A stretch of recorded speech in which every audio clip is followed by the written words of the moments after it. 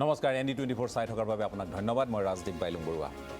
ইতিমধ্যে আপোনালোকে গম পাইছে যে 5 ৰাজ্যৰ যে নিৰ্বাচনী ফলাফল 3 তাৰিখে ঘোষণা কৰা হ'ব 3 ডিসেম্বৰত ঘোষণা কৰা হ'ব কিন্তু আজি তেলেংগানাৰ যি নিৰ্বাচন এই নিৰ্বাচন সম্পন্ন হোৱাৰ লগে লগে এক্সিট পোল প্ৰকাশ পাইছে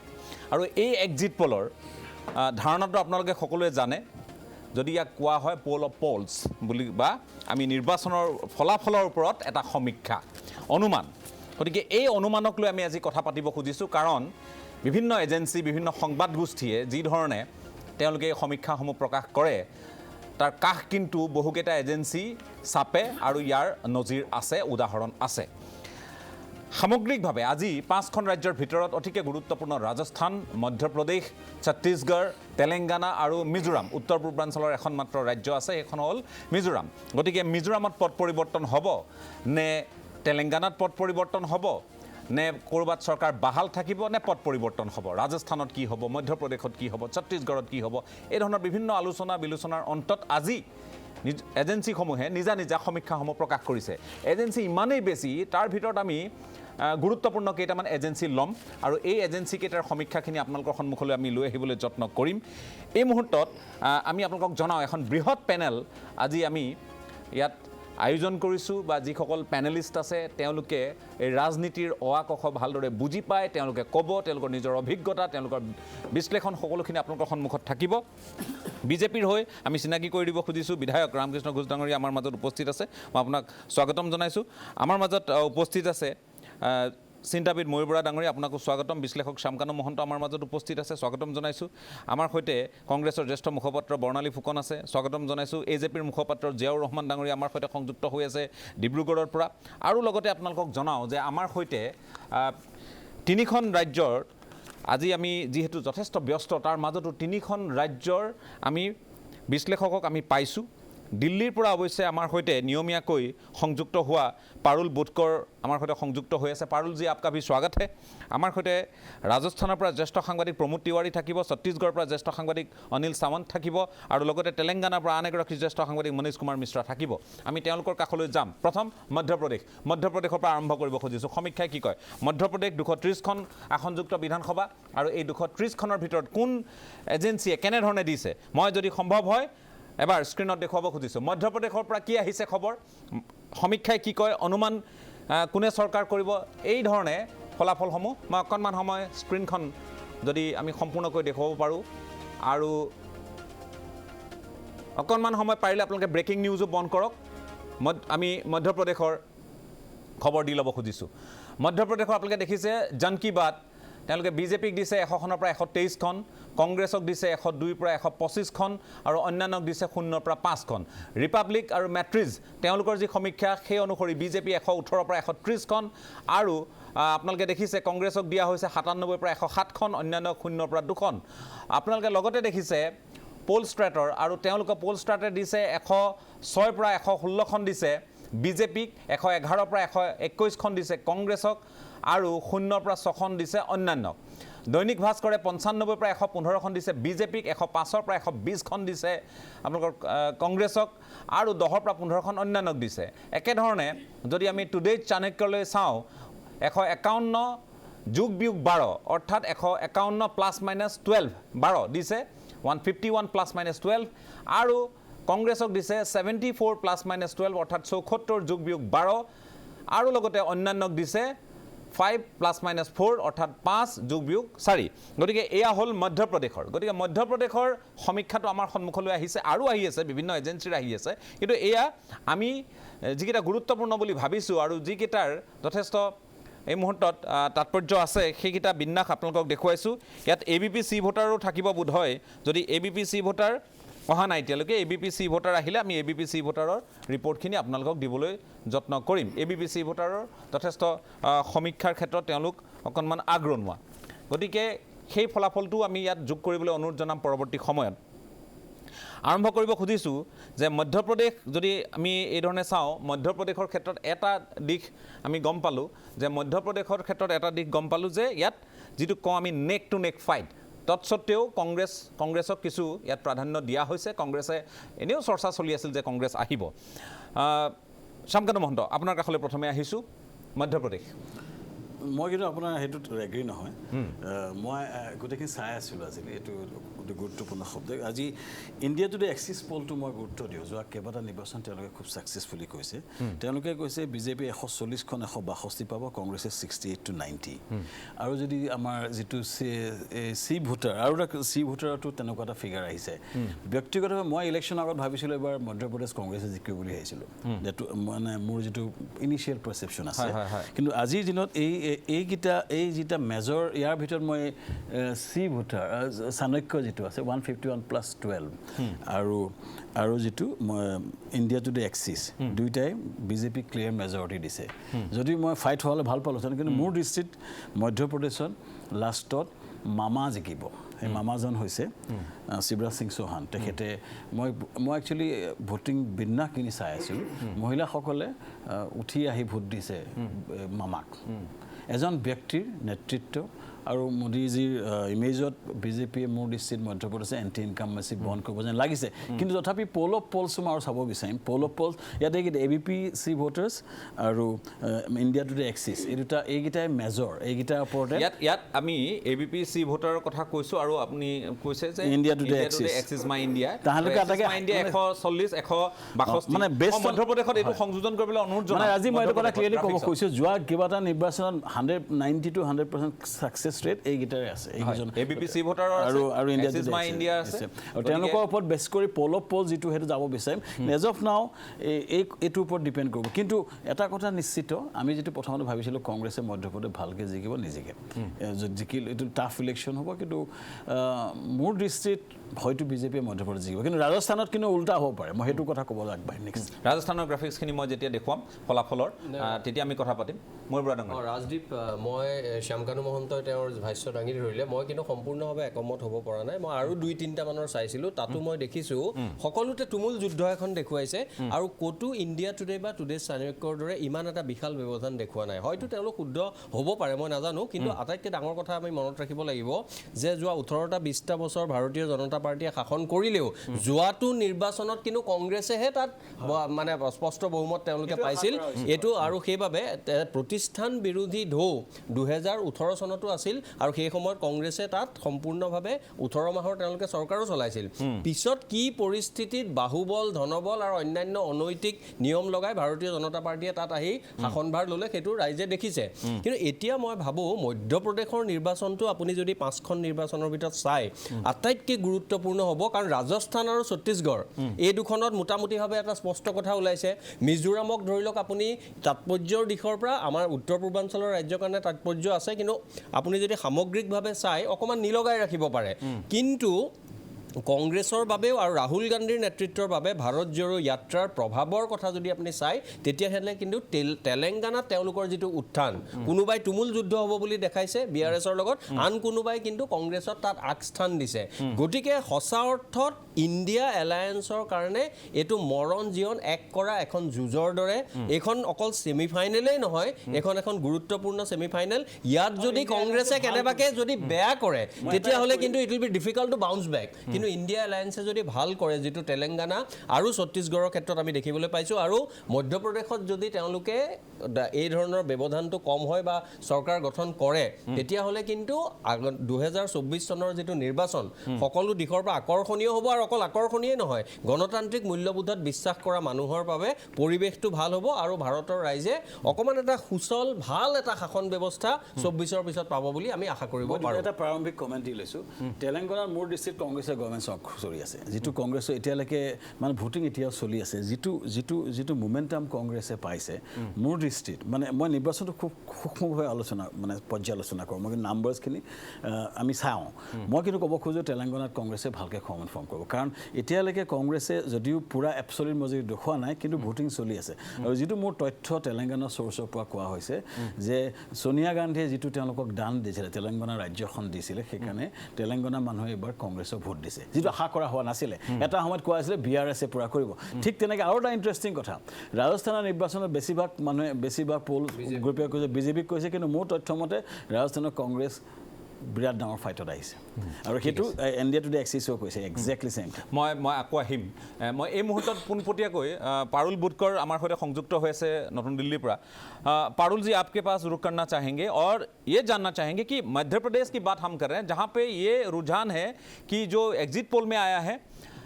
तकरीबन आज तक एक्सिस माई इंडिया का जो रुझान है उस हिसाब से 140 और 162 के अंदर ये बीजेपी को दे रहे हैं बीजेपी की सरकार होने की संभावना वहाँ पे जताई जा रही है साथ ही में ABP सी वोटर भी ये बोल रहे हैं कि वहाँ पे नेक टू नेक फाइट हो रहा है और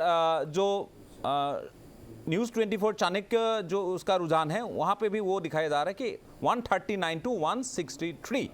तो आपको क्या लगता है मध्य प्रदेश में ये कतई ये लोगों को अनुमान नहीं था कि ऐसा एक रुझान आ सकता है हालांकि अलग अलग एजेंसियां अलग अलग ये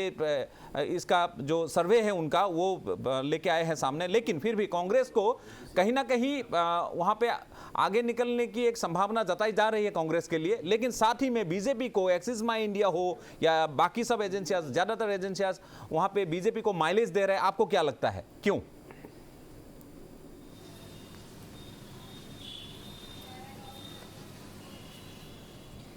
जी राजदीप जी मैंने भी अभी शाम से हम लोग भी एग्जिट पोल्स देख रहे हैं और लगभग मैंने अब तक जो देखा है सब बीजेपी की बढ़त बता रहे हैं लेकिन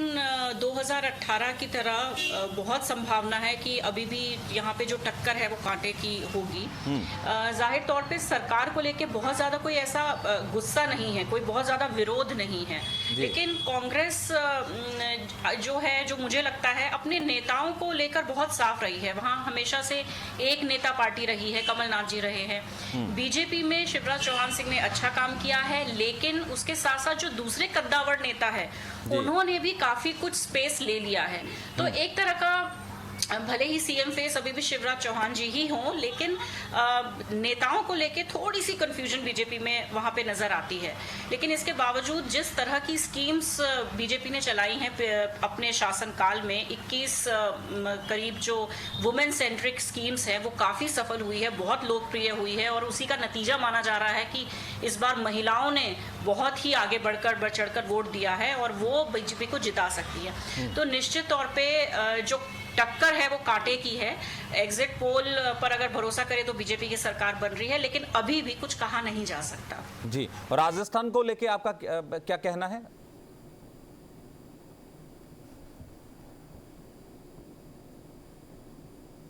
देखिए राजस्थान में बीजेपी की स्थिति थोड़ी बेहतर हुई है वसुंधरा राजे जी को जो मनाया गया उनकी जो नाराजगी दूर की गई उसके बाद बीजेपी की स्थिति सुधरी है तो यहाँ पे बीजेपी की सीट बढ़ने की चांसेस है एग्जिट पोल्स भी मैं जो देख रही थी अलग अलग एजेंसियों का वो राजस्थान में भी बीजेपी को एकदम क्लियर जीत दिखा रही हैं लेकिन राजस्थान में मुश्किल है अगर बीजेपी को सीट अगर बढ़ेगी भी तो साफ तौर से बहुमत मिल जाए इसकी संभावना बहुत कम नजर आ रही है लेकिन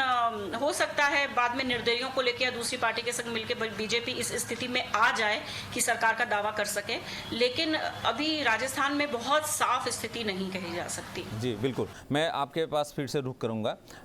आमार सैते जीतु एगराकी विधायको आछे शासक पक्षर बीजेपी आपनालोके আজিৰ এই যিটো সমীক্ষা পোহৰলৈ আহিছে অনুমান যিটো অনুমান শব্দটো মই প্ৰয়োগ কৰিব খুজিম সমীক্ষাৰ পৰা যিটো অনুমান লগোৱা হৈছে এই অনুমানত বিজেপিৰ কাৰণে কেইটামান ভাল খবৰ আছে যে ৰাজস্থানত আপোনালোকৰ পুনৰুত্থান বা ৰাজস্থানত অৱশ্যে এটা পৰম্পৰা আছে সেই পৰম্পৰাটো বাহাল থাকিব পাৰে বা হেতু আকো হ'ব পাৰে সেই কথাখিনিয়ে কোৱা হৈছে এই পৰম্পৰাটো তাত চলিব বা দ্বিতীয়তে এনে ধৰণৰ কথা কোৱা হৈছে যিটো শ্যামকানু মহন্তই কৈছে কিন্তু ৰাজস্থান ইমান সহজো নহয় আৰু একে ধৰণে মধ্যপ্ৰদেশক লৈ বহু কথা আলোচনা হ'ল মধ্যপ্ৰদেশে দৰাচলতে কংগ্ৰেছৰ কাৰণে সম্পূৰ্ণ তেওঁলোকে পাবলগীয়া এখন ৰাজ্য বুলি ঠাৱৰ কৰা হৈছিল কথাবোৰ তেনেকৈয়ে আলোচনা হৈ আছিল আজিৰ তাৰিখলৈ ইয়াৰ পূৰ্বলৈ সমীক্ষা পোহৰলৈ অহাৰ পূৰ্বলৈ কিন্তু তাতো দেখিবলৈ পোৱা গৈছে বিজেপিৰ কাৰণে ভাল খবৰ আছে এতিয়ালৈ 3 তাৰিখে কি হয় মই নকওঁ আপোনালোকে কেনে ধৰণে লৈছে এই সমীক্ষাখিনি মই এটা কথা ক'ব খোজো কথাটো হ'ল এইটোৱে যে exit poll actually exact poll নহয় আমাৰ ভাৰতত ইতিমধ্যে যদিও প্ৰথম এক্সেক্ট ফিগাৰবিলাক আহিছিলে কিন্তু আজিকালি আমি দেখিছোঁ বিভিন্ন এজেঞ্চিজ বিলাকৰ যিটো প্ৰেডিকশ্যন আহে এইটো এক্সেক্ট নহয় এইটো মানে কিবা কিবি ডিফাৰেঞ্চেছ আহি যায় যে কোনোবা কয় চৰকাৰ বনাব, কোনোবাই কয় যে চৰকাৰ বনাব নোৱাৰে, এনেধৰণৰ বিভিন্ন ধৰণৰ হেৰি থাকে। তো তাৰ পৰা আপুনি এটা একজেক্ট পিকচাৰ দিব নোৱাৰে। কিন্তু আমি দলৰ পৰা যদি ক'ব খোজোঁ তেতিয়াহ'লে আপোনাক কওঁ যে তেলেংগানাত বিজেপি ভাল ফাইট দিব আৰু মধ্যপ্ৰদেশত আমাৰ চৰকাৰে হ'ব, ৰাজস্থানতো আমাৰ চৰকাৰে হ'ব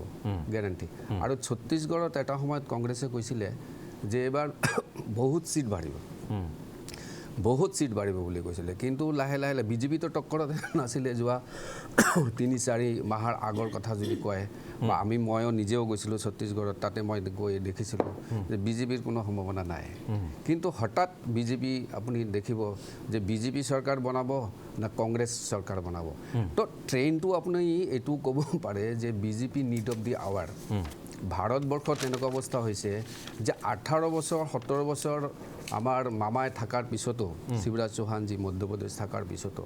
জেনেৰেলি এণ্টি ইনকাম্বেঞ্চি আহে। যদি এণ্টি ইনকাম্বেঞ্চি অহা নাই আৰু কিছুমান এজেঞ্চিয়ে যদি দেখাইছে সাংঘাতিক এটা ডিফাৰেঞ্চ বিজেপি চৰকাৰ বনাব, তেতিয়াহ'লে ক'ব পাৰোঁ কংগ্ৰেছৰ ভৱিষ্যত নাই ভাৰতত,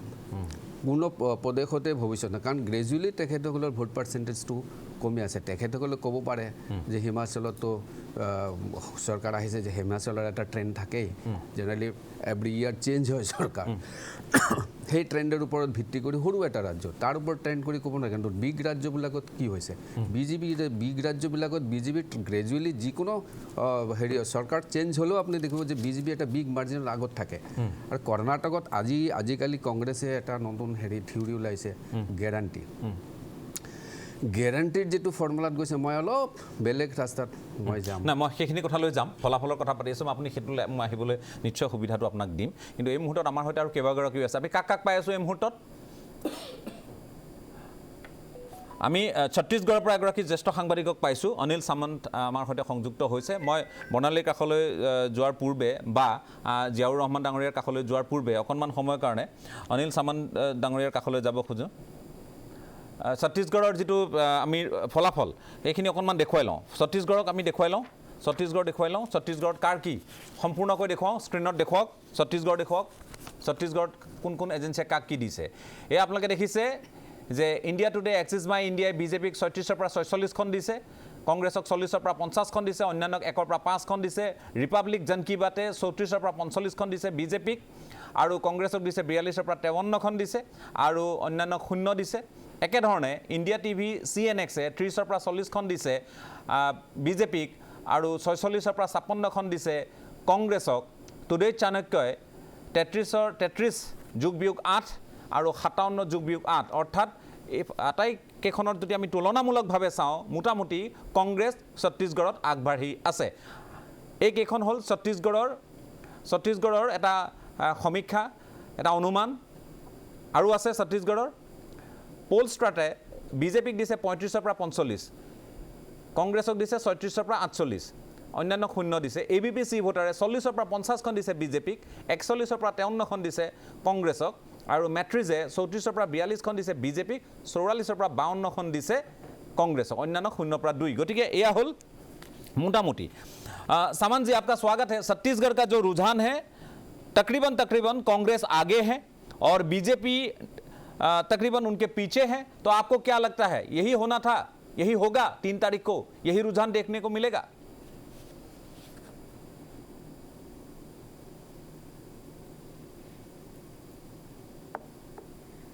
अनिल जी,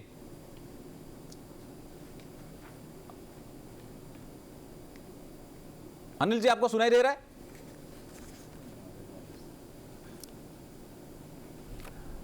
आमी छत्तीसगढ़ फलाफलर कथा কৈ আছো, তেখেতৰ সৈতে আকৌ ফোনটো সংযোগ কৰক। মই বৰ্ণালী খুব চমুকৈ মন্তব্যটো লৈ ল'ব খুজিছোঁ। সামগ্ৰিকভাৱে ফলাফল আমি পাইছোঁ, যদিও আমি এখন ৰাজ্য দেখুৱাইছোঁ, বিশ্লেষণ কৰি আছোঁ।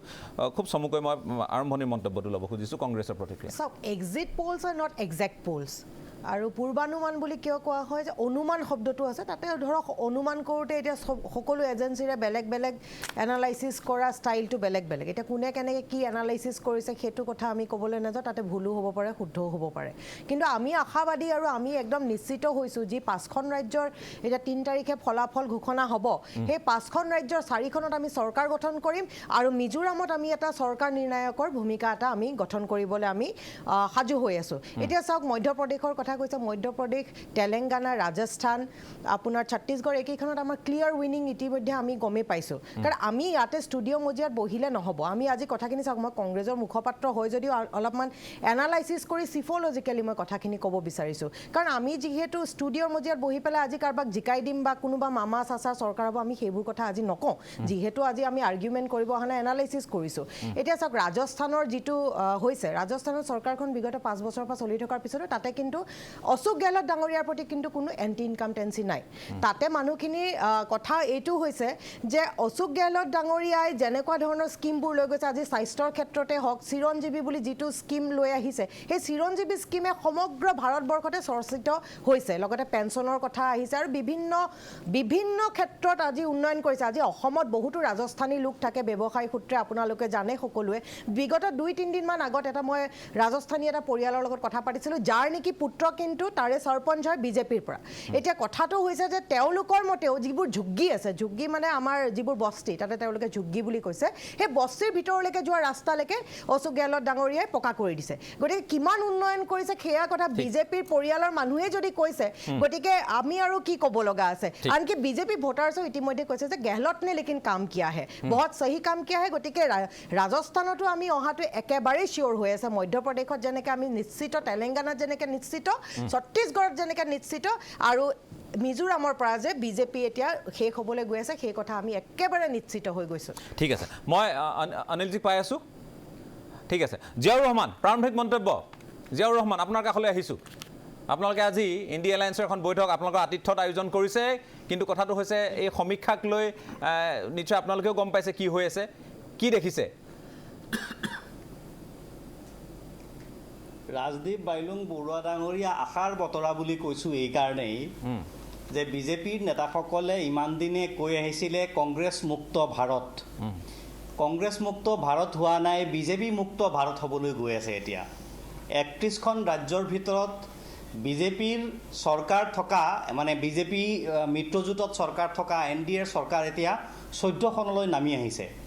ভাৰতবৰ্ষৰ আটাইকেইখন ৰাজ্য মিলাই 4000ৰ ওপৰত MLA সিট আছে 4036 সম্ভৱত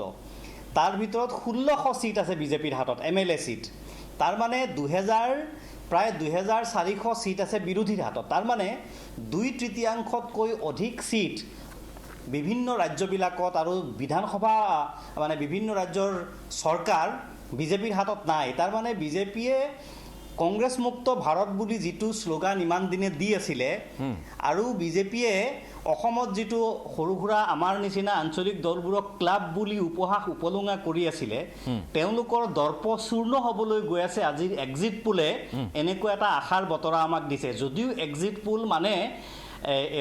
নিৰ্বাচনৰ একেবাৰে চূড়ান্ত ফলাফল নহয় যদিও একিউৰেচি 100% নহয় তথাপি আমি ইয়াৰ পৰা এটা আশাৰ বতৰা এইটো দেখিছোঁ যে যদি এই 4খন ৰাজ্যত বিজেপি ভীষণ প্ৰত্যাহ্বানৰ সন্মুখীন হৈছে ভাৰতবৰ্ষৰ আটাইতকৈ বেছি সদস্য সংখ্যা থকা ৰাজনৈতিক দল বুলি বিজেপিয়ে দাবী কৰে আটাইতকৈ বেছি টকা থকা ৰাজনৈতিক দল বিজেপি বুলি আমি সকলোৱে জানো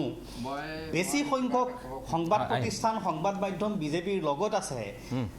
তেনেকুৱা অৱস্থাত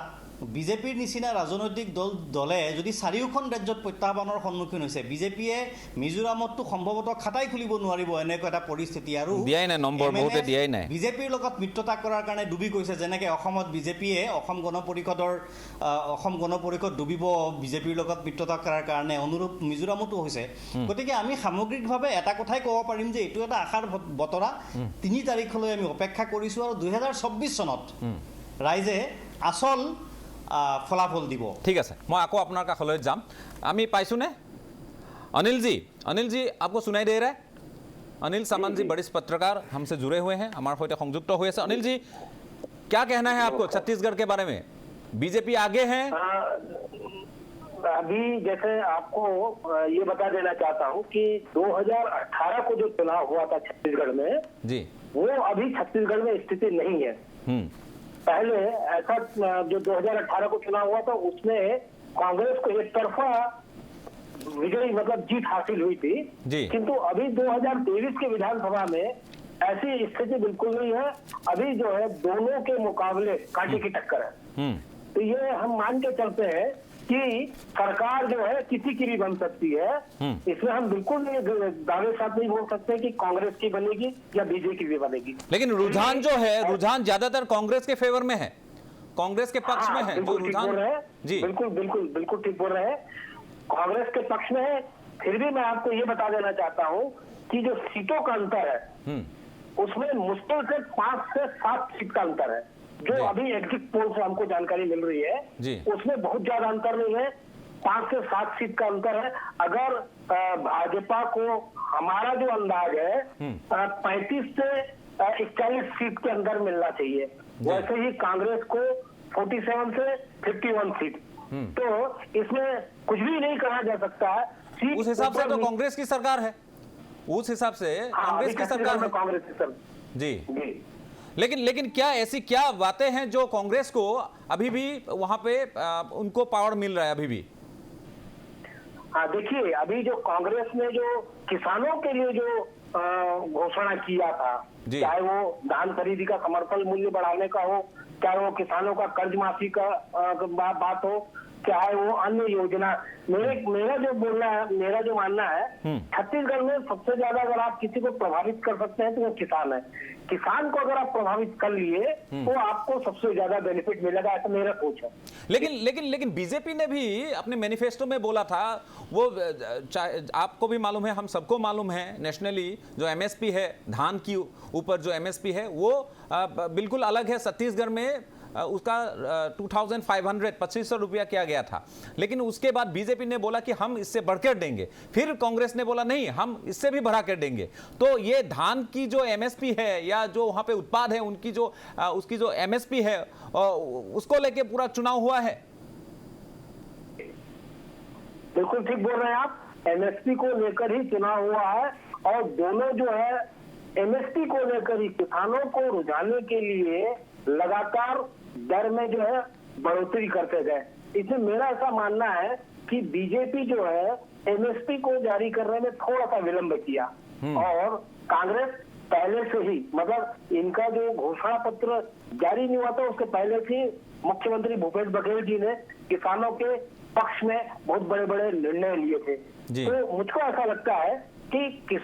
कांग्रेस जो है किसानों को प्रभावित कर रही है। जी तो अगर बीजेपी को जीत मिलती है, मान लीजिए कि बीजेपी की सरकार हो, किसी का भी हो सकता है, कांग्रेस का भी हो सकता है, आपने जैसे कि बोला बीजेपी के भी हो सकता है, लेकिन अगर बीजेपी का हो तो क्यों होगा? जी बीजेपी को केवल शहरी मतदाता जो है वो बहुत ज्यादा सपोर्ट करते हैं, मुझको ऐसा लगा। और अभी जो ग्रामीण क्षेत्र के जो मतदाता है उनमें भी थोड़ा बहुत ऐसा बदलाव आया है। हमारे जैसे छत्तीसगढ़ के जो है सरगुजा और बस्तर, यहाँ से जो है सरकार के रास्ता खुलते हैं। मतलब इन दोनों क्षेत्रों से, चाहे वो सरगुजा हो चाहे वो बस्तर हो, इन दोनों क्षेत्रों से सबसे ज्यादा सीट जो लेकर आती है उसी की सरकार बनती है। और आपको बता दें, आश्चर्य होगा आपको कि इन दोनों जगह से जो है बीजेपी और कांग्रेस की जो कांटे का मुकाबला है। जी तो किसी का भी हो सकता है सरकार, ठीक है। तो आपके पास फिर से रुक करेंगे, आपके पास फिर से रुक करेंगे। आमी कथा पाति आছো আৰু তেলেংগানাৰো খবৰ আমি আপোনালোকক জনাওঁ যে আমাৰ যিসকল ৰাজনৈতিক বিশ্লেষক আছে বা ৰাজনৈতিক দলৰ প্ৰতিনিধি আমাৰ সৈতে আছে, তাৰ লগতে আমি সেই সংশ্লিষ্ট ৰাজ্যকেইখনৰো বিশ্লেষকসকলক আমি আমন্ত্ৰণ জনাইছোঁ আৰু আমি তেওঁলোকক ধন্যবাদ জ্ঞাপন কৰিছোঁ যে আমাৰ সৈতে সংযুক্ত হৈছে। ইয়াৰ পূৰ্বেও হৈছে, অনাগত দিনতো তেওঁলোক আমাৰ সৈতে থাকিব। এটা বাণিজ্যিক বিৰতিৰ পাছত আমি পুনৰ আহি আছোঁ।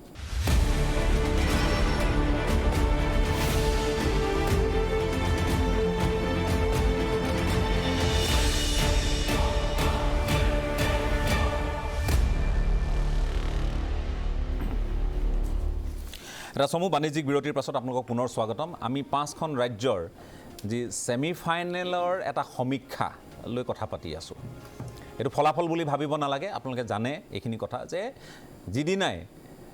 এটা সিৰিজত যেতিয়া নিৰ্বাচন অনুষ্ঠিত হয় এই 5 ৰাজ্যৰ অন্তিমখন ৰাজ্য আছিল তেলেংগানা আজি নিৰ্বাচন শেষ হ'ল আৰু এজেন্সিসমূহে নিজা নিজা সমীক্ষাসমূহ প্ৰকাশ কৰিছে আৰু বহু সমীক্ষা আহিব আমি কেইটামান মাত্ৰ লৈছোঁ আৰু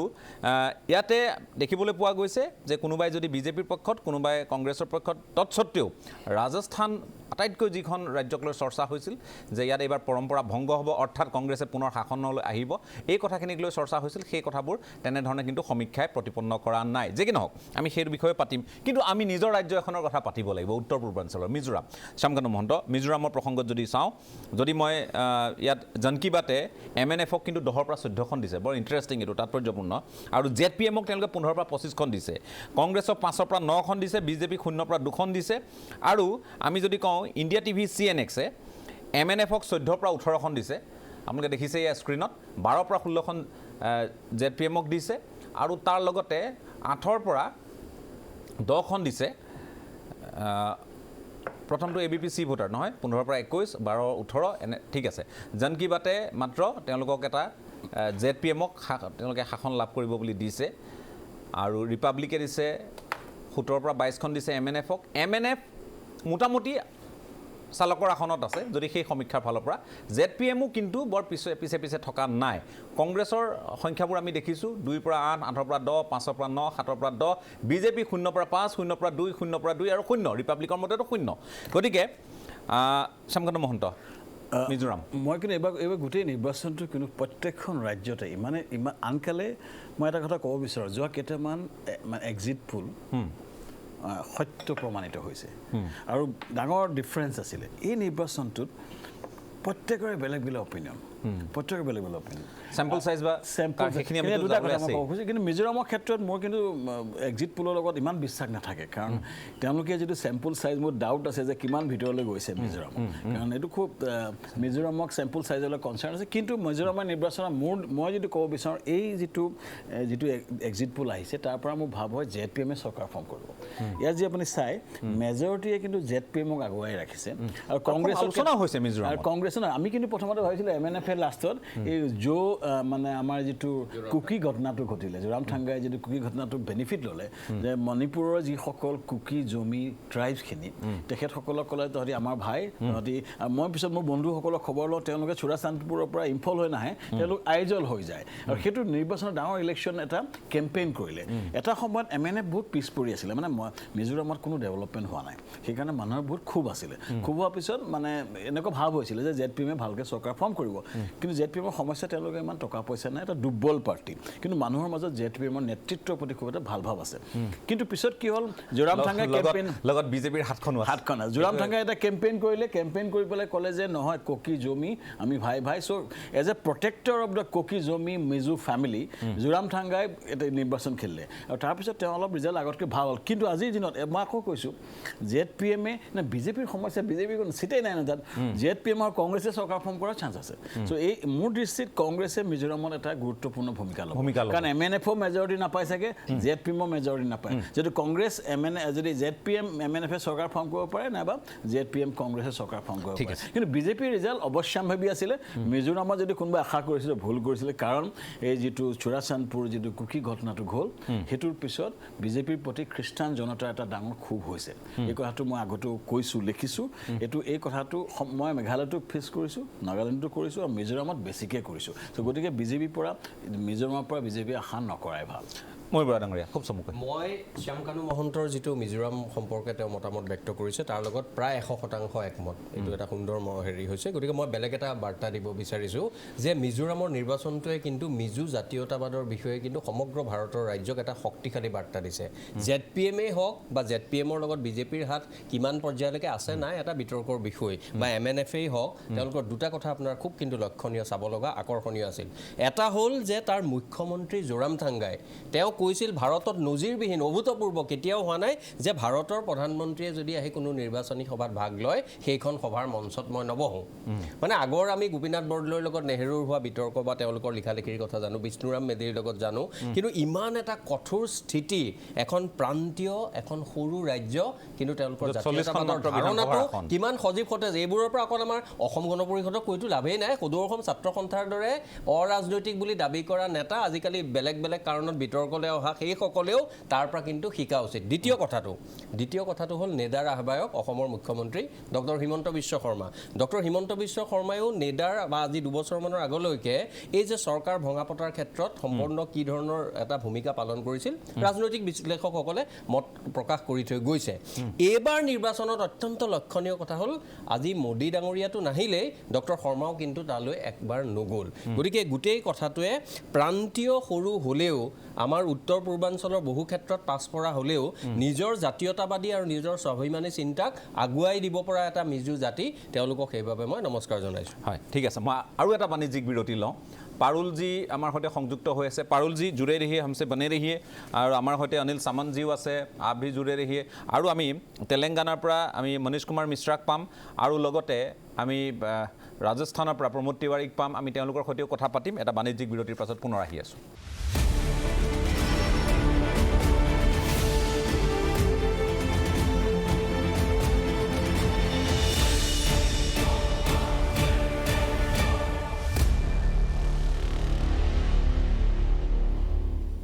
এটা চমু বাণিজ্যিক বিৰতিৰ পাছত আপোনালোকক পুনৰ স্বাগতম। আপোনালোকে চাই আছে আজিৰ পৰ্যবেক্ষণ। আমি আজি এক্সিট পোলক লৈ কথা পাতি আছোঁ আৰু মাত্ৰ মাজত 2টা দিন 3 তাৰিখে ফলাফলৰ মঞ্চখন আমি ইয়াতে স্থাপন কৰিম। ফলাফল আপোনালোকক ইয়াৰ পৰা দিম, কাৰণ ফলাফলসমূহ আহিব, বিভিন্ন ঠাইত আমাৰ সতীৰ্থসকল থাকিব। কিন্তু এই মুহূৰ্তত মই আকৌ এবাৰ পাৰুল বোধকৰ তেখেতৰ কাষলৈ যাব খুজিছোঁ। পাৰুলজী, ये सेमीफाइनल अगर हम इसको मानते चलें तो आपको क्या लगता है जो 24 का जो चुनाव है, जो महारन है, उसमें क्या होगा, इसका क्या रिफ्लेक्शन आएगा?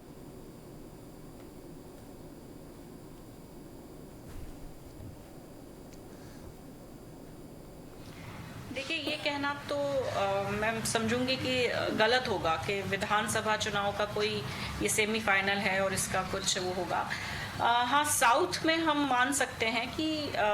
ये जो चुनाव है तेलंगाना का जो रिजल्ट्स हैं वो साउथ में काफ़ी कुछ बीजेपी की स्थिति को क्लियर करेगा, क्योंकि बीजेपी की जो पकड़ है साउथ में वो कर्नाटक के इलेक्शन के बाद खास तौर से कमज़ोर हो गई है और लोकसभा चुनाव पे तेलंगाना के रिजल्ट्स का असर साउथ के उस पर पड़ सकता है। लेकिन अगर हम देखें राजस्थान और मध्य प्रदेश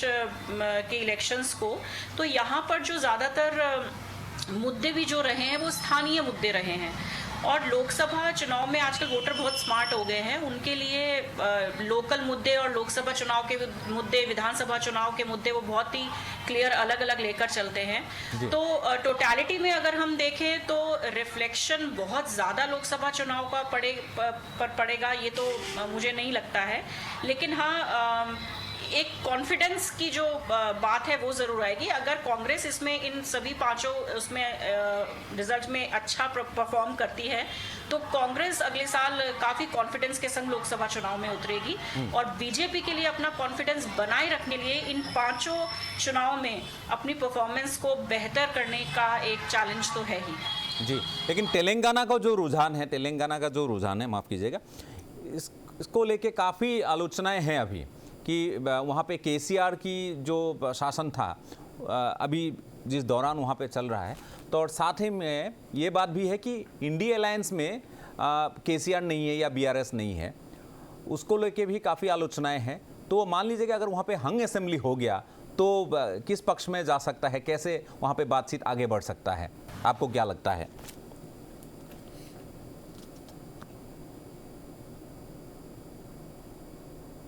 बीजेपी का जो वहाँ अलायंस रहा वो जाहिर तौर पे काफ़ी अनएक्सपेक्टेड था, लेकिन अगर ये हंग विधानसभा में भी अगर ये जाता है तो भी रिजल्ट से बीजेपी की स्थिति बहुत कुछ क्लियर हो जाएगी। कांग्रेस कर्नाटका के बाद बहुत ज़्यादा कॉन्फिडेंट है साउथ में, और अगर वो यहाँ पे भी ठीक ठाक भी परफॉर्म कर देती है तो जाहिर तौर पे उनका कॉन्फिडेंस बहुत बूस्टअप होगा, और बीजेपी के लिए बहुत ज़्यादा चैलेंज हो जाएगा कि लोकसभा चुनाव में साउथ पे अपनी पकड़ मजबूत कैसे करें। जी बहुत बहुत धन्यवाद आपका। फिर से रुक करेंगे आपके पास। এতিয়া আমি যেহেতু কথা পাতি আছোঁ, মই আৰু এগৰাকীক আমি পাইছোঁ নেকি? আমি मनीष मिश्रा जी पाइसू नेकी? मनीष कुमार मिश्रा जी पाइसू। मनीष जी स्वागत है आपका। तेलंगाना की बात हो रहा है, तो जैसे कि हमने बात की थी पहले कि केसीआर के खिलाफ काफ़ी मुद्दे हैं, परिवारवाद की जो उनके खिलाफ वहाँ पे आलोचनाएं हैं, चर्चा में थे वो। तो अभी आपको क्या लगता है, ये जो रुझान सामने आया है तेलंगाना के ऊपर, जो भी एग्जिट पोल सामने लाया है, आपको क्या लगता है वही होगा? बीआरएस वाकई में समस्या में है या क्या है?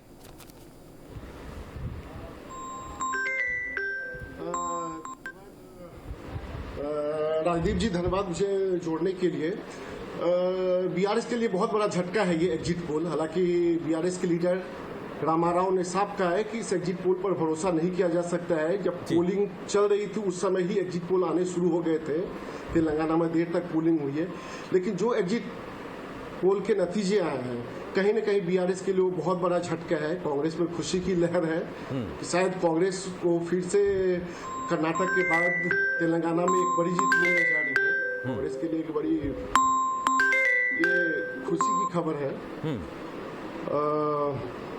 जी बोलिए बोलिए। तो अभी जो अपने पास दिख रहा है, इसके मुताबिक बीआरएस कांग्रेस से कम 10 से 15 सीटों से आगे एग्जिट पोल में दिख रही है। जी तो जितने भी एग्जिट पोल आ रहे हैं कांग्रेस को 70 तक दिखाई दे रहा है। जी हाँ जी। अब ये बीआरएस जो है ये समझने की मैं कोशिश करता हूं आपसे,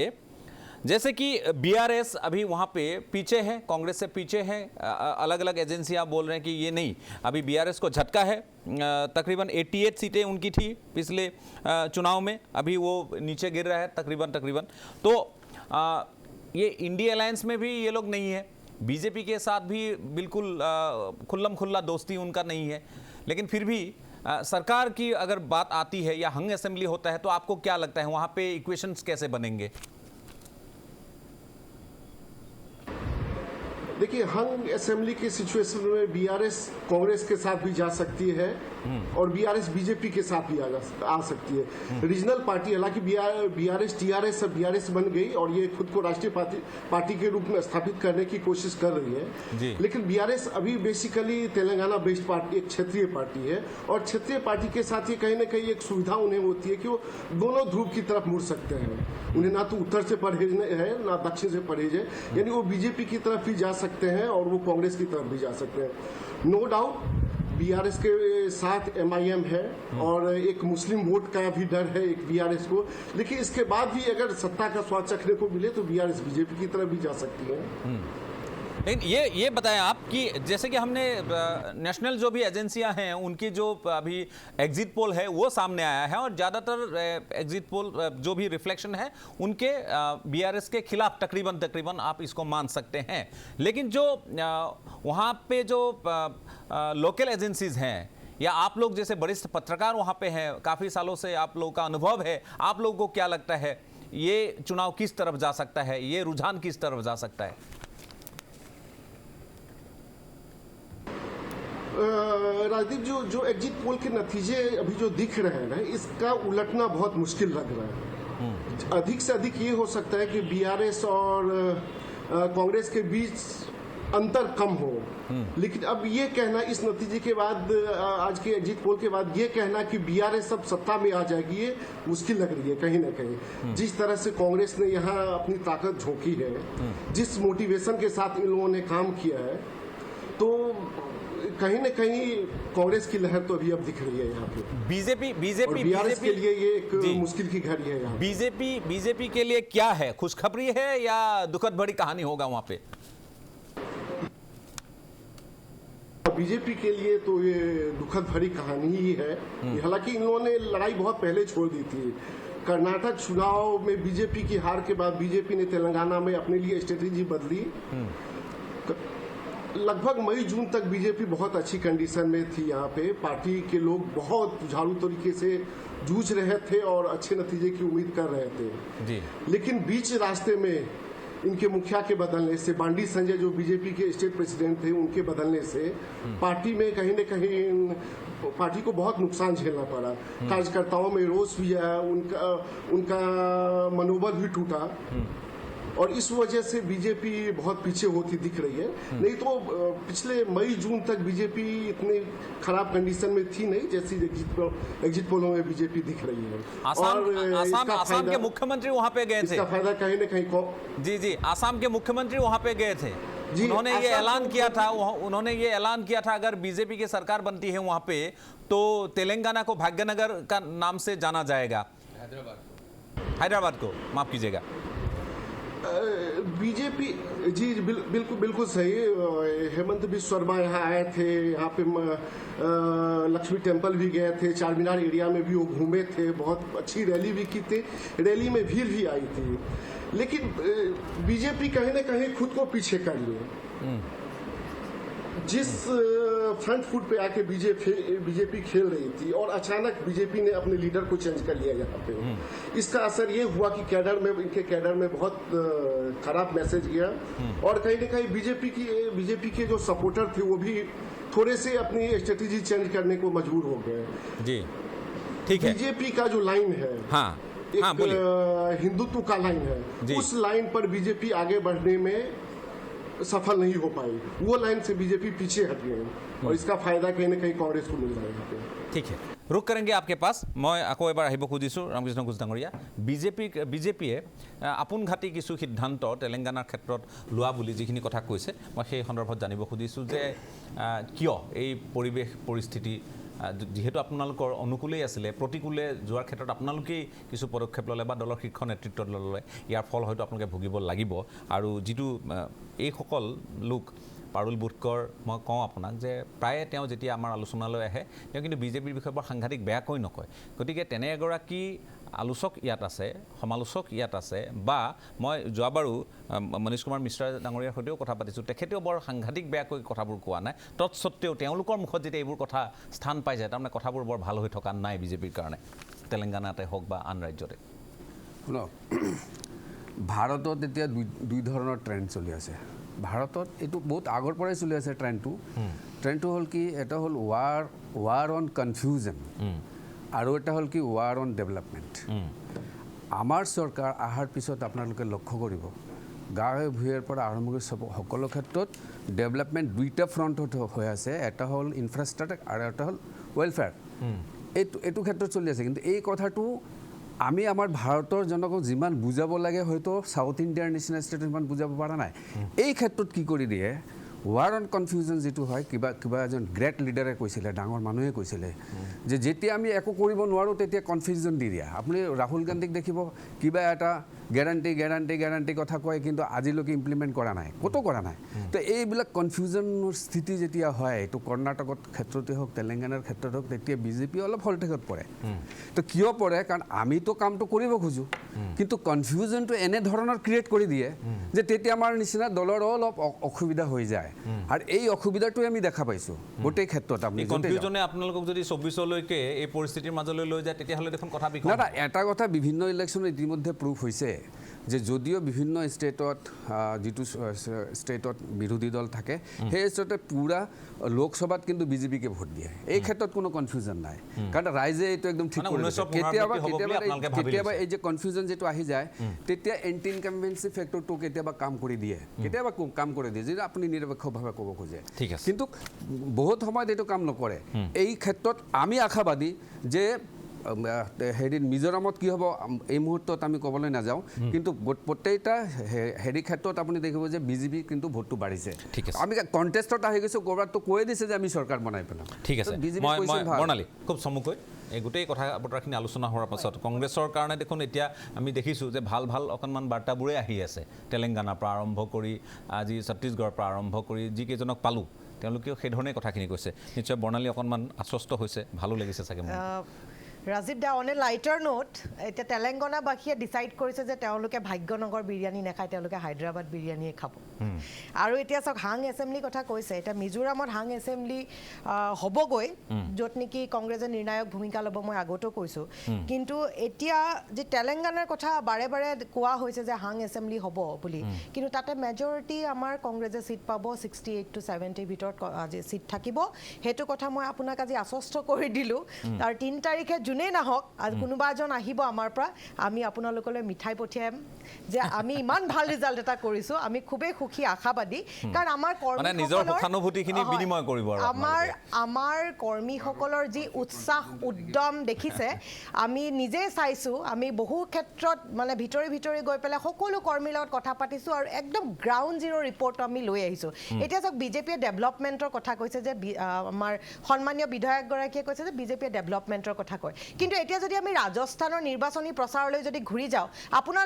আপুনি যিহেতু এগৰাকী ইমান জ্যেষ্ঠ সাংবাদিক আপুনিও জানে যে বিজেপিৰ নিৰ্বাচনী প্ৰচাৰ ৰাজস্থানত কি আছিলে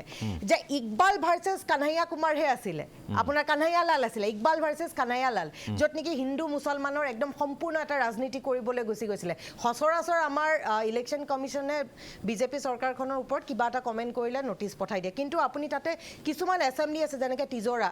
তিজোৰা নামৰ এটা বিশেষ এটা এছেম্বলি ডাঙৰীয়া কৰি ল'বলৈ দিয়ক তাতে আপোনাৰ সম্পূৰ্ণৰূপে কৈছে যে যোনগৰাকী বিজেপি বিধায়ক প্ৰাৰ্থী আছিলে তেওঁ কৈছিলে যে এইটো ইণ্ডিয়া পাকিস্তানৰ যুদ্ধ হ'বলৈ গৈ আছে কিন্তু তেখেতক একো নটিচ দিয়া নহ'ল মুঠতে সম্পূৰ্ণৰূপে তেওঁলোকে যিটো সঞ্জীৱনী গুটি বুলি ভাবে বিজেপিয়ে ইডি CBI লগতে হিন্দু মুছলমান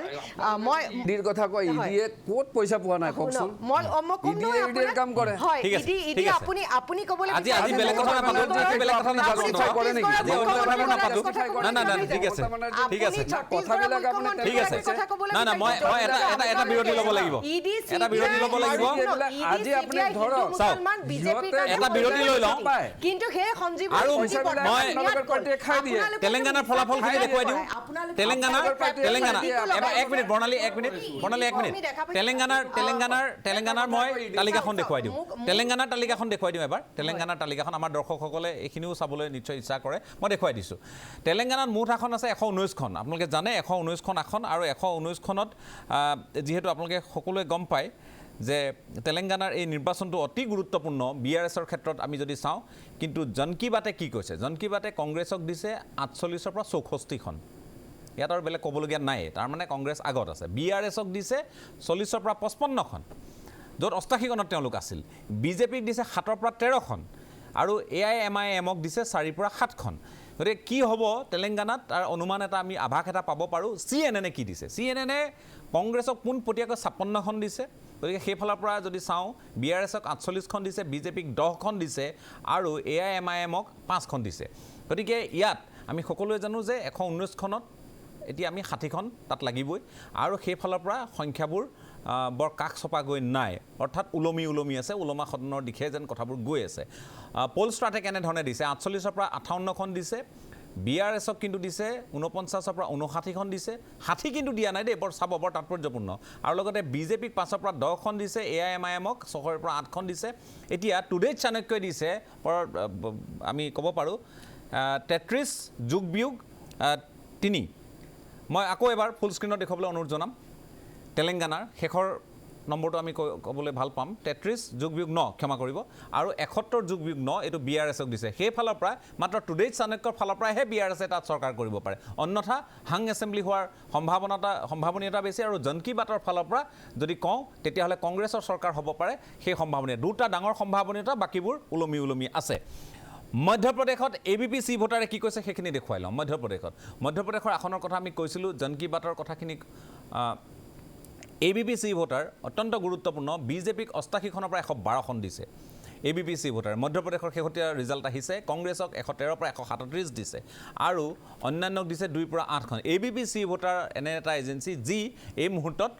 কংগ্ৰেছক অকণমান মাইলেজ দিছে কংগ্ৰেছে চৰকাৰ কৰিব পাৰে বুলি এটা সম্ভাৱনীয়তা ব্যক্ত কৰিছে মধ্যপ্ৰদেশত কিন্তু বাকীসকলে বিজেপিক দিছে আৰু বিজেপিক এটা ভাল অৱস্থানত ৰাখিছে গতিকে নেক টু নেক ফাইট যিটো তুমুল যুদ্ধ বুলি কয় সেইটো তাত হ'ব পাৰে মই আকৌ আমাৰ সন্মানীয় আলোচকসকলৰ কাষলৈ আহিম তাৰ পূৰ্বে আৰু এটা বাণিজ্যিক বিৰতি লৈ লৈছোঁ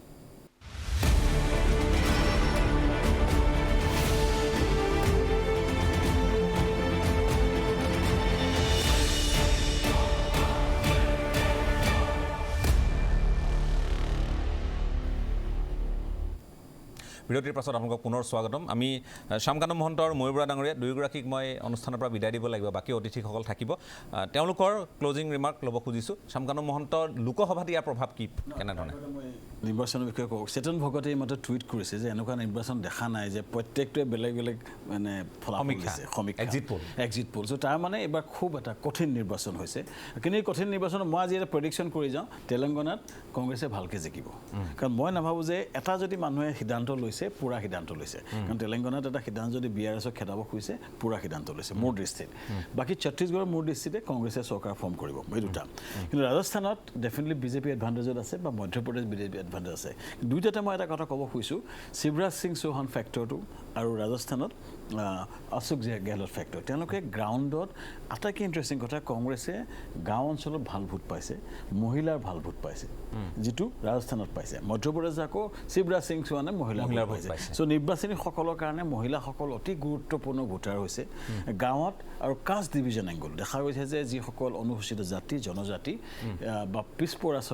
অঞ্চলৰ মানুহখিনি এইবাৰ কংগ্ৰেছক যথেষ্ট ভোট কৰিছে সেইকাৰণে কংগ্ৰেছ ইমান কম্পিটিশ্যন আছে কাৰণ এটা কথা মানিব লাগিব বিজেপিৰ ধনবল জনবল মিডিয়া ছাপৰ্ট তাৰ এগেইনষ্টে জিকাটো ইমান সহজ নহয়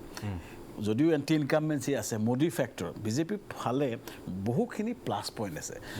ইনস্পাইট এইখিনি পাছতো যদি কংগ্ৰেছে ফাইট দিছে তাৰ মানে এটা ক্ষোভ আছে এই ক্ষোভটো আছে মানুহৰ মনত ক্ষোভ আছে যেনেকৈ প্ৰজেকশ্যন দিয়া হয় যে চাৰিপিনে জয় জয় মই জয় জয় মই হয়তো গ্ৰাউণ্ডত ইমান জয় জয় মই নহয় সেই লেচনটো অসমৰ ৰাজনীতিবিদ সকলো অভাৰ কনফিডেণ্ট কিছুসকল লোকেও এইটো বুজাটো দৰকাৰ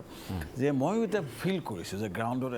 এটা ক্ষোভৰ উদগীৰণ আছে সেই ক্ষোভটোৱে ইলেকশ্যন এটা ইছ্যু কৰে চ' গতিকে তাৰ মাজত কিন্তু এটা ক'ব লাগিব বিজেপিৰ আটাইতকৈ ডাঙৰ ষ্ট্ৰেংথটো হৈছে এই যিটো সংগঠন আৰু ইলেকশ্যনৰ কাৰণে এনি টাইম সাজু ইলেকশ্যনৰ কাৰণে এভাৰ ৰেডি ফৰ ইলেকশ্যন বুলি কোৱা হয় সংগঠন RSSৰ বল বা মোদী ফেক্টৰ গোটেইখিনি মিলি বিজেপি ডেফিনেটলি এডভান্টেজত থাকে আৰু এটা মই ক'ব বিচাৰোঁ ৰাজস্থানৰ বহু লোকে কৈছে ভোটটো এছেম্বলিক আমি কংগ্ৰেছক দিছোঁ কিন্তু কিন্তু লোকসভাত মোদীক দিব এই কথাখিনি মই টিভিত বহুজন ব্যক্তিয়ে কোৱা শুনিছোঁ ত' সেই হিচাপে মই নাভাবোঁ যে এইটোৱে এটা পূৰা ৰিফ্লেক্ট কৰিব কিন্তু এটা ক্ষোভৰ উদগীৰণ আছে কংগ্ৰেছে যদি শক্তিশালী লিডাৰশ্বিপ থাকে কংগ্ৰেছত যদি ডাঙৰ ইণ্ডাষ্ট্ৰিয়েলিষ্ট কিছুমানে বেক কৰে না মই এটা দৰকাৰী কথা আপোনাক কৈ যাব বিচাৰিছোঁ এই ইলেকশ্যনত যদি টকা পইচাই অলপ কংগ্ৰেছে ফাইট দিব পাৰে আৰু ইণ্ডিয়া এলায়েন্সত কংগ্ৰেছ অতি শক্তিশালী ফ'ৰ্চ হৈ যাব বাকীবোৰ এটা গুৰুত্ব কমি যাব এতিয়া অৰবিন্দ কেজৰিৱালৰ নীতিশ কুমাৰ বা মমতা বেনাৰ্জীৰ গুৰুত্ব কমি যাব কংগ্ৰেছৰ গুৰুত্ব বাঢ়িব এই নিৰ্বাচনৰ পাছত যদি কোনোবা ভাল তেওঁলোকৰ ইণ্ডাষ্ট্ৰীয়ে বেক কৰে কংগ্ৰেছে এঘৰি দিব পাৰিব যদিহে এটা একগোট হৈ কংগ্ৰেছে এই ৰিজাল্টৰ পজিটিভখিনিলৈ ফাইট কৰে লোকসভা ইলেকশ্যনত অলপমান কম্পিটিশ্যন আহিব কিন্তু আজিৰ দিনত ষ্টিল মানে বিজেপি এডভান্টেজত মোদী ফেক্টৰীটোৰ কাৰণে সংগঠনৰ কাৰণে মই বৰা ডাঙৰীয়া খুব চমুকৈ আপোনাক কথা শ্যামকানু মহন্তই যিটো ক্ষোভৰ উদগীৰণৰ কথা উপলব্ধি কৰা বুলি কৈছে মোৰ বন্ধু পুৰণা মই ভাল পাইছোঁ আমি সেই ক্ষোভৰ উদগীৰণ কিন্তু 2014 পৰাই পাই আছিলোঁ আৰু সদায় কৈ আছিলোঁ দ্বিতীয় কথাটো এই নিৰ্বাচনটোৱে আমাক কি শিকালে বৰ্ণালীয়ে অলপ আগতে কৈছে যে হিন্দু মুছলমানৰ ৰাজনীতি বা মেৰুকৰণৰ ৰাজনীতি ৰাজস্থানৰ নিৰ্বাচনী এই অভিযানৰ সময়ত দেখা গৈছিল কিন্তু মই কওঁ তাৰ মাজত সেই কথাটো সঁচা কিন্তু আপুনি সামগ্ৰিকভাৱে চালে হিন্দু মুছলমানৰ মেৰুকৰণৰ ৰাজনীতি আগৰ তুলনাত এইবাৰ কিন্তু অকণমান কমিছে আৰু স্থানীয় কেতবোৰ বিষয়ে আগস্থান পাইছে ভাৰতীয় গণতান্ত্ৰিক প্ৰমূল্যত বিশ্বাস কৰা মানুহৰ বাবে এইটো এটা গুৰুত্বপূৰ্ণ আৰু খুব ভাল শুভংকৰ বতৰা বুলি মই ভাবোঁ দ্বিতীয় কথাটো ভাৰত জোড়ো যাত্ৰা ৰাহুল গান্ধীৰ তাৰ কিন্তু সাংঘাতিক এটা ভাল প্ৰভাৱ পৰিছে প্ৰমাণ হ'ল তেলেংগানাত আপুনি দেখিব আৰু তেওঁলোকে আৰু এটা কৌশল লৈছে যে প্ৰায়বোৰ ৰাজ্যতে তেওঁলোকে স্থানীয় নেতৃত্বক আগবঢ়াই দিছে সকলোতে ৰাহুল গান্ধী প্ৰিয়ংকা গান্ধী পৰিবাৰৰ লগত তেওঁলোকৰ যিটো অপবাদ আছে বা বিজেপিয়ে কৈ থাকে ভাৰতৰ অন্যান্য মানুহে অনুভৱ কৰে সেইটোৰ পৰা কিন্তু কৌশলে তেওঁলোকে ৰেৱন্ত ৰেড্ডী এতিয়া তেলেংগানাত ৰেৱন্ত ৰেড্ডীৰ নিৰ্দেশনাতেই তেওঁ ষ্টেট প্ৰেছিডেণ্ট এই গোটেই নিৰ্বাচনটো চলিছে গতিকে সেইটো কৌশলেও কাম কৰিছে আৰু আটাইতকৈ গুৰুত্বপূৰ্ণ কথা হ'ল অৰ্থনৈতিক সূচকাংক য'ত শ্যামকানু মহন্তই কাম কৰে যে উদ্যোগীকৰণৰ ক্ষেত্ৰত আমাৰ টুৰিজিম বা আপোনাৰ বিভিন্ন আপোনাৰ যিবোৰ মাপকাঠি আছে মৰ্টেলিটি ৰেট আমি সকলোৱে জানো দক্ষিণ ভাৰত উত্তৰ ভাৰততকৈ আগবঢ়া দক্ষিণ ভাৰতলৈ অসমৰ বহু মানুহ নিবনুৱা আজি যুৱক হাজাৰ হাজাৰ লাখ লাখ নিবনুৱা যুৱক যায় গতিকে এইটো অপ্ৰিয় হ'লেও সঁচা কথা দক্ষিণ ভাৰত আগবঢ়া সেই আগবঢ়া দক্ষিণ ভাৰতৰ গুৰুত্বপূৰ্ণ ৰাজ্যই সকলোতে ভাৰতীয় জনতা পাৰ্টিৰ সাম্প্ৰদায়িক ৰাজনীতিক বিদায় দিয়াটো এটা তাৎপৰ্যপূৰ্ণ কথা বুলি মই ভাবোঁ আজি সমালোচনা নাই কৰা কাৰণ আপুনি আজি সমালোচনা কৰিবলৈ মাতা নাই বিশ্লেষণ কৰিবলৈ মাতিছে গতিকে মই এইটো কথা স্পষ্টকৈ কওঁ যে সাম্প্ৰদায়িক ৰাজনীতি এখন গুৰুত্বপূৰ্ণ দেশৰ অংগই বাদ দিয়া পৰিহাৰ কৰা জলাঞ্জলি দিয়াটো ভাৰতীয় গণতন্ত্ৰৰ কাৰণে শুভংকৰ বাৰ্তা যেন ঠিক আছে মোৰ অনুভৱ ধন্যবাদ জ্ঞাপন কৰিছোঁ মই আৰু এটা বিৰতি লওঁ দুয়োগৰাকীকে ধন্যবাদ জ্ঞাপন কৰিছোঁ বিৰতিটো লৈ লৈছোঁ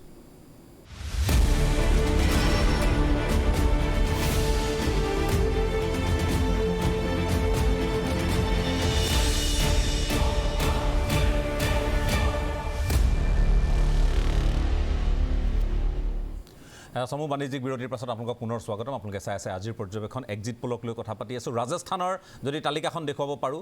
ৰাজস্থানৰ সৈতে ৰাজস্থানৰ পৰা প্ৰমোদ তিৱাৰীজী আমাৰ সৈতে সংযুক্ত হৈ আছে আমাৰ সতীৰ্থ আউটপুট এডিটৰ সঞ্জীৱ প্ৰকাশ আছে জিয়াউৰ ৰহমান ডাঙৰীয়াও আছে দীৰ্ঘ সময় ধৰি আমাৰ সৈতে সংযুক্ত হৈ আছে কিন্তু আজি এখন দীঘলীয়া পেনেল সময় লাগিছে জন কি বাতত বিজেপিক দিয়া হৈছে 100ৰ পৰা 122খন কংগ্ৰেছক দিয়া হৈছে 62ৰ পৰা 85খন আদাৰ্ছক বা অন্যান্যক 14ৰ পৰা 15খন পোল ষ্টাৰ্টে দিছে 100ৰ পৰা 110খন বিজেপিক দিছে 90ৰ পৰা 100খন দিছে কংগ্ৰেছক আৰু অন্যান্যক দিছে 5ৰ পৰা 15খন টাইমছ নাও ইটিজিয়ে 108খনৰ পৰা 128খন বিজেপিক দিছে কংগ্ৰেছক 56খনৰ পৰা 72খন দিছে অন্যান্য 0 দিছে এক্সিছ মাই ইণ্ডিয়াই 80ৰ পৰা 106খন বিজেপিক দিছে 80ৰ পৰা এখন 86 হ'ব লাগিছিলে দৰাচলতে 86ৰ পৰা 106খন হ'ব লাগিছিলে এইটো শুদ্ধ কৰি ল'ব আৰু কংগ্ৰেছক 80ৰ পৰা 100খন দিছে অন্যান্যক 9ৰ পৰা 18খন দিছে এতিয়া আমি পি মাৰ্কৰ কথা যদি কওঁ 105ৰ পৰা 125খন বিজেপিক দিছে 65ৰ পৰা 81খন কংগ্ৰেছক দিছে আৰু অন্যান্য 0 অৰ্থাৎ সামগ্ৰিকভাৱে বিজেপি আগবাঢ়ি আছে प्रमोद जी जुड़े हुए हैं प्रमोद जी स्वागत है आपका बहुत अरसे से आपसे कनेक्ट करने की कोशिश कर रहे थे हम लोग तो आपको क्या लगता है राजस्थान में बीजेपी की सरकार परंपरा वहाँ पे जारी रहेगा या गहलोत जी फिर से आएंगे एक को छोड़ के बाकी का जो अगर हम एवरेज निकालें तो ऐसा लगता है कि राजस्थान में रिवाज नहीं बदलेगा राज बदलेगा मतलब बीजेपी की एज नजर आ रही है अभी इस समय तो जी तो अगर ऐसा हो रहा है तो क्यों हो रहा है देखो सबसे बड़ा शुरुआत में तो ऐसा लगता था कि जो अशोक गहलोत की जो वेलफेयर स्कीम्स हैं चाहे वो चिरंजीवी योजना हो ओल्ड पेंशन हो 100 यूनिट बिजली हो वो जमीनी हकीकत पे आ रही है पर धीरे धीरे जैसे जैसे कैंपेन बढ़ता गया और तो प्रधानमंत्री नरेंद्र मोदी और जो योगी हैं जो यूपी के चीफ मिनिस्टर आदित्यनाथ योगी उनके आने के बाद धीरे धीरे पोलराइजेशन हुआ हिंदू वोटों का और उसमें लगता है कि बीजेपी गोल करने में सफल होती हुई नजर आ रही है अशोक गहलोत की जो वेलफेयर स्कीम्स थी उनको ओवरटेक कर गई बीजेपी का जो कैंपेन था हिंदू वोटों का पोलराइजेशन का कांग्रेस के भी कुछ नेताओं ने आप ये देखे कि इस बार पहली बार देखने को मिला कांग्रेस की मीटिंग में जिसमें चीफ मिनिस्टर अशोक गहलोत की कई मीटिंग मैंने कवर की जिनमें कांग्रेस के कार्यकर्ताओं के गले में तिरंगे दुपट्टे के साथ साथ कैसे रंग के सेफ्रॉन दुपट्टे थे कांग्रेस की मीटिंग में उनके तिरंगे झंडे से ज्यादा कांग्रेस के झंडे से ज्यादा भगवा रंग के झंडे भगवान श्री राम और हनुमान जी के झंडे नजर आए तो ऐसा लगता है कि राजस्थान की जनता ने बीजेपी के हार्डकोर को कांग्रेस के सॉफ्ट हिंदुत्व के मुकाबले हार्डकोर हिंदुत्व को ज्यादा एक्सेप्ट किया है ऐसा नजर आता है जी एक दूसरी बात है कि जो कांग्रेस अशोक गहलोत की जो वेलफेयर स्कीम्स थी उनको जनता के बीच में ले जाने का काम जो कांग्रेस के वर्कर्स का था शायद वर्कर इतना मोटिवेट नहीं था उसका सबसे बड़ा कारण है कि वर्कर की जो पावर शेयरिंग थी वो उतनी नहीं थी क्योंकि यहाँ 99 कांग्रेस के एमएलए थे तो अशोक गहलोत की मजबूरी थी एमएलए की बात उनको मानना पड़ता था तो एमएलए ऐसा कोई एमएलए नहीं था कि उसकी रिकमेंडेशन पे उसकी डिजायर पे ट्रांसफर पोस्टिंग नहीं हो रही हो तो जो कांग्रेस का वर्कर था उसको पावर शेयरिंग 5 साल में कुछ भी नहीं मिली अगर एक वार्ड का इलेक्शन भी लड़ना हो तो बिना एमएलए की डिजायर के आपको टिकट नहीं मिल सकता आपके हिसाब से कोई ट्रांसफर पोस्टिंग नहीं हो सकती तो जो चाहे संगठन हो चाहे सत्ता हो दोनों में जो एमएलए का जो से रही है एमएलए ने जो ओवरटेक किया है उस हिसाब से कांग्रेस के कार्यकर्ता उतने एक्टिवेट नजर नहीं आ रहे थे जितने बीजेपी के थे ठीक, बहुत बहुत शुक्रिया आपका ये समय देने के लिए और माफ़ी भी चाहेंगे कि काफ़ी समय से आपको रुकना पड़ा। बहुत बहुत शुक्रिया आपका। 3 तारीख को मैं आपसे अनुरोध करूंगा, 3 तारीख को फिर से हम जुड़ेंगे, बात करेंगे, नतीजे जो भी हो और उसके ऊपर विश्लेषण करेंगे। बहुत बहुत शुक्रिया आपका। मैं আহিব খুজিছোঁ সঞ্জীৱ প্ৰকাশ, আমাৰ আউটপুট এডিটৰ। সঞ্জীৱ, মিজোৰামক লৈ বহু কথা হৈছে, এই ৰাজ্যখনৰ কথা আমি পাতিব লাগিব। উত্তৰ পূৰ্বৰ যদি আমি কথা আমিয়ে নাপাতোঁ, বেলেগে ঠায়ে দিয়া নাই, সেই কথা আপুনিও জানে, কাৰণ ফেক্টৰ নহয়। গতিকে মই আপোনাৰ কাষলৈ আহিছোঁ খুব চমুকৈ। মিজোৰাম ৰাজীৱ, শেহতীয়া যি আপডেট কিছু সময় পূৰ্বে ABP C ভোটৰ যি এক্সিট পোল, সেই এক্সিট পোলৰ ফলাফল অনুসৰি মিজোৰামত দেখা গৈছে যে বাকী আটাইকেইটা সংস্থাৰ লগতে মই এইটো সংস্থাৰ কথাও বিশেষভাৱে উল্লেখ কৰিছোঁ, এইটো কাৰণে যে অতি শেহতীয়াকৈ তেওঁলোকে সামৰিছে তেওঁলোকৰ এক্সিট পোল। আৰু দেখা গৈছে যে মিজোৰামত MNF আৰু ZPMৰ মাজত তেওঁলোকে অতি নিকট প্ৰতিদ্বন্দ্বিতা তেওঁলোকে দেখুৱাইছে। MNFক তেওঁলোকে 15ৰ পৰা 21খন আসন দিছে, ZPMক 12ৰ পৰা 18খন আসন দিছে, আৰু কংগ্ৰেছক তেওঁলোকে 2ৰ পৰা 8খন আসন দিছে। ইয়াৰ বিপৰীতে বিজেপিৰ নাম কিন্তু ইয়াত নাই, অন্যান্য তেওঁলোকে 5খন আসন সম্ভাৱনা প্ৰকাশ কৰিছে, 5খন আসন পাব পৰা এটা সম্ভাৱনা তেওঁলোকে প্ৰকাশ কৰিছে। গতিকে দেখা গৈছে মিজোৰামৰ ইলেকশ্যন সাংঘাতিক গুৰুত্বপূৰ্ণ কথা। উত্তৰ পূৰ্বাঞ্চলৰ এটা প্ৰেক্ষাপটত মিজোৰামৰ যিদৰে গুৰুত্ব আছে, ঠিক একেদৰে কিন্তু দেখা গৈছে যে মিজোৰামত মাত্ৰ 40খন আসন, ভোটাৰৰ সংখ্যা কম, 8 লাখমান ভোটাৰ। কিন্তু দেখা গৈছে যে মিজোৰামত MNF আৰু ZPMৰ মাজত যিহেতু প্ৰতিদ্বন্দ্বিতাৰ কথা কৈছে, যে তাত দেখা গৈছে কিন্তু ইয়াত কোনো ধৰণৰ ৰাষ্ট্ৰীয় দল নহয়, ৰাষ্ট্ৰীয়তাবাদী দল নহয়, ইয়াত কিন্তু আঞ্চলিক দলৰ মাজতে মূল প্ৰতিদ্বন্দ্বী এখন দেখুওৱা গৈছে। আৰু দেখা গৈছে যে মিজোৰামৰ ইতিহাস সকলোৱে জানে যে মিজোৰাম লালডেঙাৰ দিনৰ পৰা মিজোৰাম বিপ্লৱৰ মাজেৰে আহি আজিৰ অৱস্থা পাইছেহি। লালডেঙাৰ অতি ঘনিষ্ঠ আছিলে বৰ্তমানৰ মুখ্যমন্ত্ৰী জোৰামথাংগা, MNFৰ নেতা। আৰু মিজোৰামত সেই আঞ্চলিকতাবাদৰ যি উত্থান বা আঞ্চলিকতাবাদৰ যিটো ঢৌ, সেই ঢৌ কিন্তু অব্যাহত আছে। ইয়াৰ পূৰ্বে কংগ্ৰেছৰ চৰকাৰ আছিল যদিও কিন্তু জোৰামথাংগাৰ নেতৃত্বত MNFৰ যি উত্থান, আৰু তাৰ পৰৱৰ্তী সময়ত দেখা গৈছে যে ZPM নামৰ যিটো দল, তেওঁলোকৰ কেইবাটাও, আচলতে ZPM এটা দল নহয়, কেইবাটাও দলৰ এক উমৈহতীয়া মঞ্চ, আটাইকেইটাই ৰিজনেল দল, সৰু সৰু দল। এই ZPMৰ যি উত্থান, এই গোটেই বিষয়টোৱে দেখা গৈছে যে মিজোৰামত কিন্তু আঞ্চলিকতাবাদৰ ঢৌ এতিয়াও অটুট ৰখাটোকে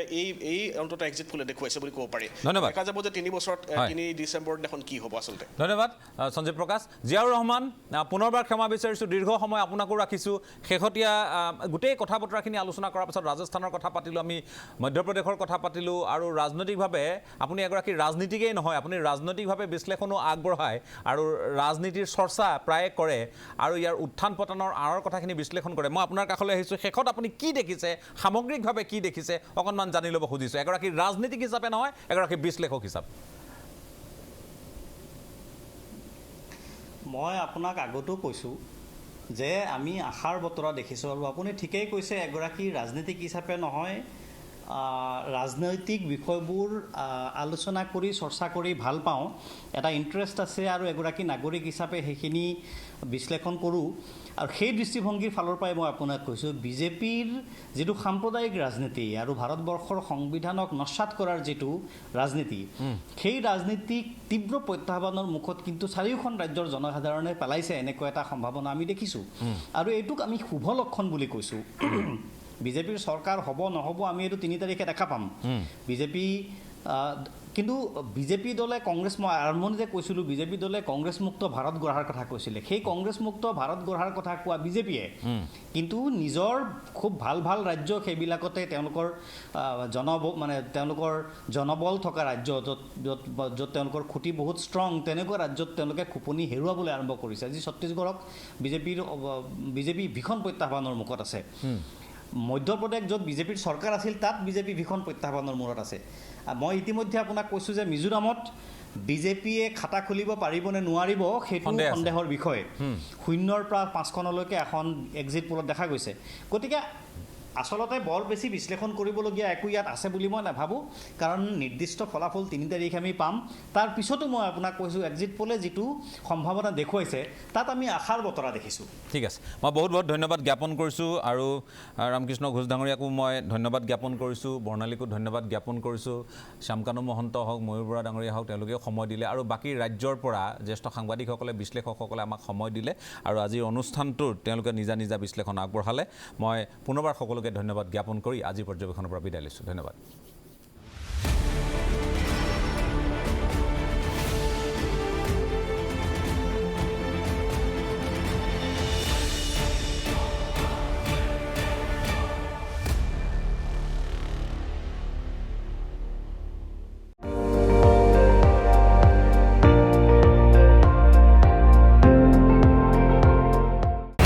আপুনি চাই আছে ND24 সৰ্বশ্ৰেষ্ঠ নহয় সৰ্বোত্তমৰ দৌৰা।